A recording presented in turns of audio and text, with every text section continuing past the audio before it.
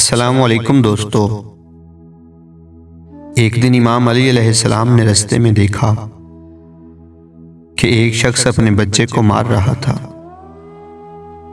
तो इमाम अलैहिस्सलाम उस शख्स के पास गए और कहने लगे कि ऐ बंदा खुदा, मैंने अल्लाह के रसूल सल्लल्लाहु अलैहि वसल्लम से सुना कि 4 माह से छोटे बच्चे का रोना अल्लाह के वजूद की गवाही होता है, और मासूम बच्चे जब नींद में मुस्कुराते हैं तो उन्हें मोहम्मद वाले मोहम्मद सल्लल्लाहु अलैहि वसल्लम की ज़ियारत नसीब होती है। जिस घर में भी मासूम बच्चा होता है तो अल्लाह के फरिश्ते अल्लाह का करम, रहमतें और बरकतें लेके उस घर में आते रहते हैं। ये बच्चे गुनाह से पाक होते हैं, जुल्म से पाक होते हैं, हसद और नफरत से पाक होते हैं।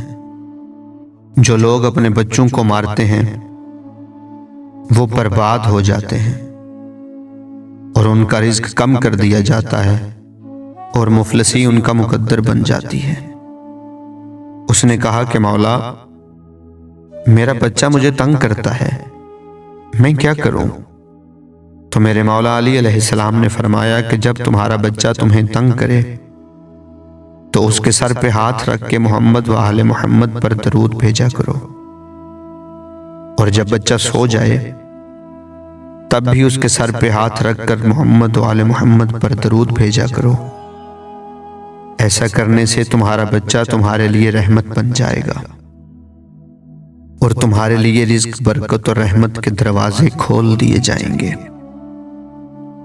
अगर आपको हमारी वीडियो पसंद आए तो वीडियो को लाइक और चैनल को सब्सक्राइब करना मत भूलें। मिलते हैं अगली वीडियो में। अल्लाह हाफिज़।